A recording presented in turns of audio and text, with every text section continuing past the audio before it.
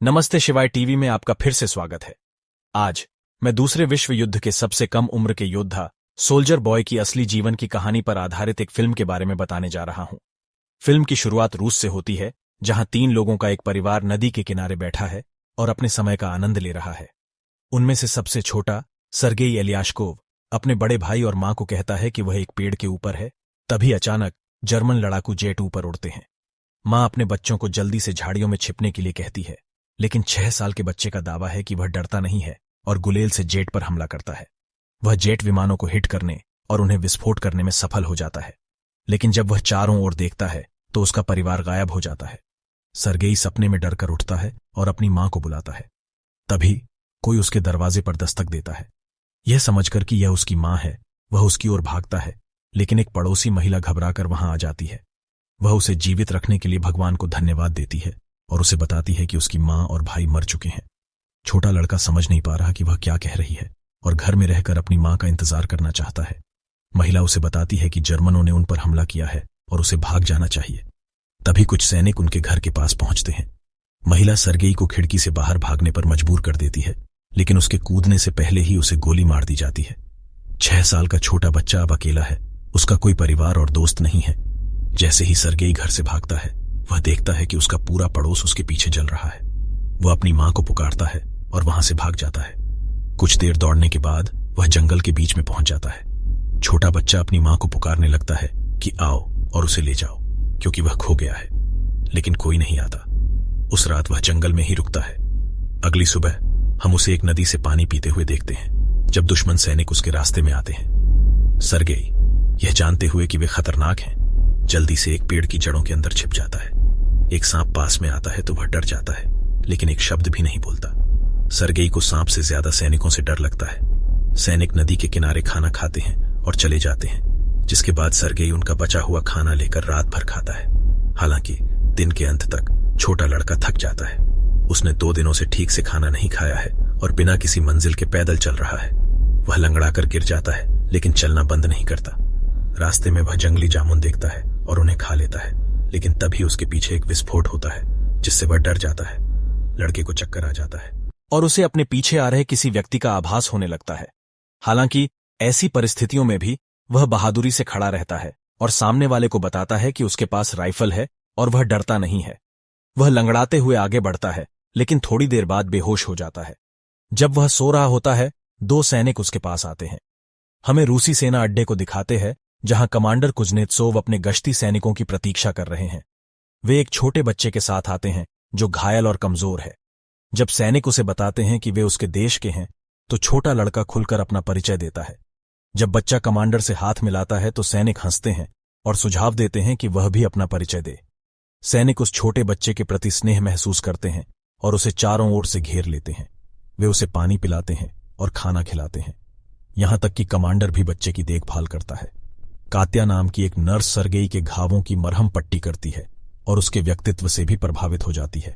बच्चा उससे अपने घावों पर एक टैंक बनाने के लिए कहता है, क्योंकि वह बड़ा होकर एक सैनिक बनना चाहता है। घायल सैनिक भी बच्चे से बात कर हल्का महसूस करते हैं। सर्गेई कमांडर की बंदूक से मोहित हो गया है। कमांडर भी छोटे लड़के के सभी सवालों का जवाब देता है और गोलियां निकालने के बाद उसे अपनी पिस्तौल के साथ खेलने देता है। सर्गेई उसे अपने पेट पर बना हुआ टैंक दिखाता है और खुद के सैनिक होने का दावा करता है। लड़का बहुत जल्दी ठीक हो रहा है। नर्स कात्या ने कमांडर से लड़के को बटालियन के साथ रहने देने के लिए कहा, लेकिन वह इससे सहमत नहीं हुआ और कहा कि यह सुरक्षित नहीं होगा। वह सर्गेई को अनाथालय भेजना चाहता है। सैनिक अपना सारा खाली समय सर्गेई के साथ बिताते हैं।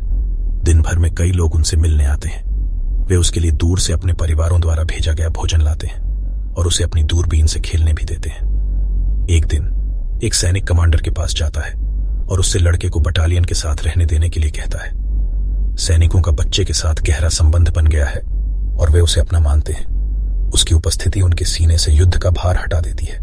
हालांकि कमांडर उसकी सुरक्षा के लिए लड़के को अनाथालय भेजने पर अड़ा हुआ है। अगले दिन दुश्मनों ने हमला किया और कई सैनिक घायल हो गए। सर्गेई को अनाथालय ले जाने के लिए एक ट्रक आता है। कमांडर बच्चे को खबर सुनाता है और उसे गिफ्ट के रूप में एक लकड़ी की पिस्तौल देता है। बदले में लड़का उसे गले से लगाता है और कहता है कि वह कमांडर की सुरक्षा के लिए डरा हुआ है। कमांडर उसकी बातों में पिघल जाता है और अपना मन बदल लेता है। वह सर्गेई को अपने बेटे के रूप में सैनिकों के साथ रहने के लिए कहता है। उस रात सैनिक छोटे लड़के के लिए छोटे सैनिक कपड़ों की तलाश कर रहे थे। वे सर्गेई को अपने साथ रखने के लिए बहुत उत्साहित थे। कमांडर ने सर्गेई को जगाया और उसे कपड़े दिए। वह उन्हें पहनता है और चारों ओर दौड़ता है, एक असली सैनिक की तरह दिखता है। बाकी लोग उसे अपना छोटा सिपाही लड़का कहने लगते हैं। जैसे ही बच्चा इधर उधर भागता है, जर्मन बटालियन पर हवाई हमला शुरू कर देते हैं। सैनिक तुरंत सर्गेई को सुरक्षित स्थान पर ले जाते हैं और दूसरों से लड़ते हैं। घायल सैनिकों की संख्या तेजी से बढ़ती है। सर्गेई खुद को उपयोगी बनाना चाहता है, इसलिए वह प्यासे सैनिकों के लिए पानी लाता है। उनमें से एक उसे अपने परिवार द्वारा भेजा गया एक पत्र पढ़ने के लिए कहता है, क्योंकि उसकी आंखों पर पट्टी बंधी हुई है। छोटा लड़का मदद करना चाहता है, लेकिन पढ़ना नहीं जानता।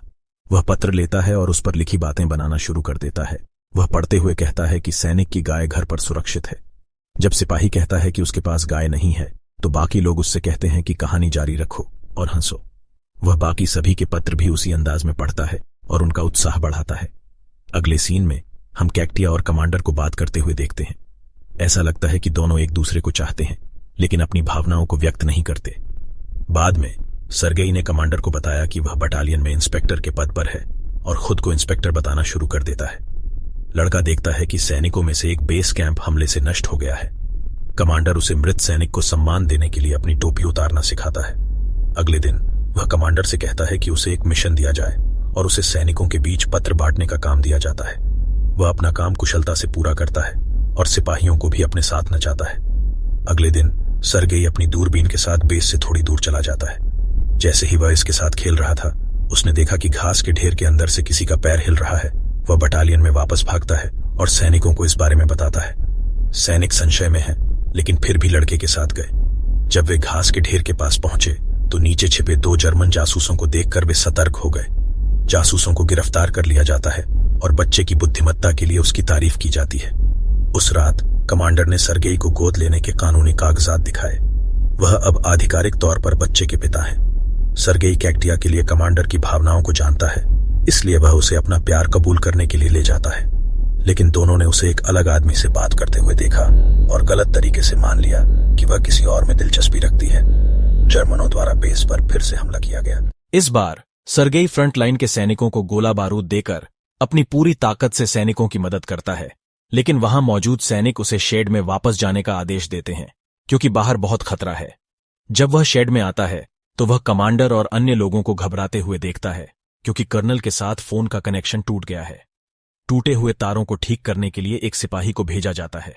सर्गेई सैनिक का पीछा करता है और देखता है कि वह बुरी तरह घायल हो गया है। वह मरते हुए सैनिक से पूछता है कि वह तारों को कैसे ठीक कर सकता है, और यह काम स्वयं करता है।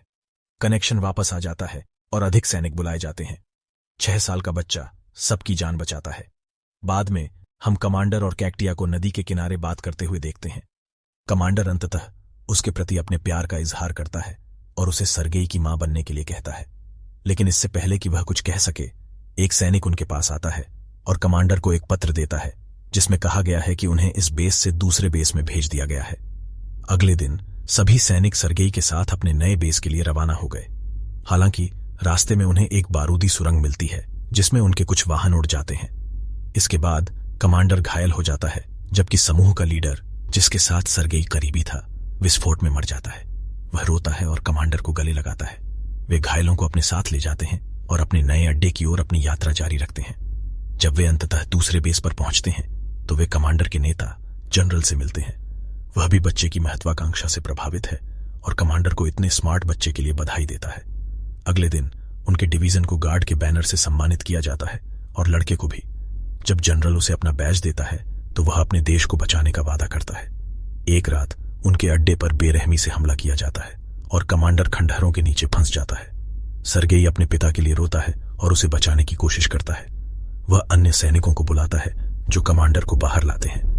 अगले दिन सर्गेई घायल कमांडर के पास जाता है। कमांडर को बचाने की कोशिश में उसके हाथ घायल हो गए। बच्चा अब टीम का एक अभिन्न अंग है। उनके पास कोई परिवार नहीं है और वे युद्ध में जहां भी जाते हैं, वह वहीं चला जाता है। फिल्म खत्म होती है और रेजिमेंट को दूसरे बेस पर जाते हुए देखा जाता है। बैकग्राउंड में एक आवाज बता रही है कि उन्होंने स्टेलिनग्राड की लड़ाई में भी हिस्सा लिया और सैनिकों के साथ पोलैंड पहुंच गए। उसे वर्तमान में दुनिया के सबसे कम उम्र के सैनिक के रूप में जाना जाता है और उनकी बहादुरी की पौराणिक कहानी अब पूरी दुनिया में फैल गई है। इस तरह के और वीडियो देखने के लिए सब्सक्राइब करें और इस वीडियो को लाइक करें। धन्यवाद।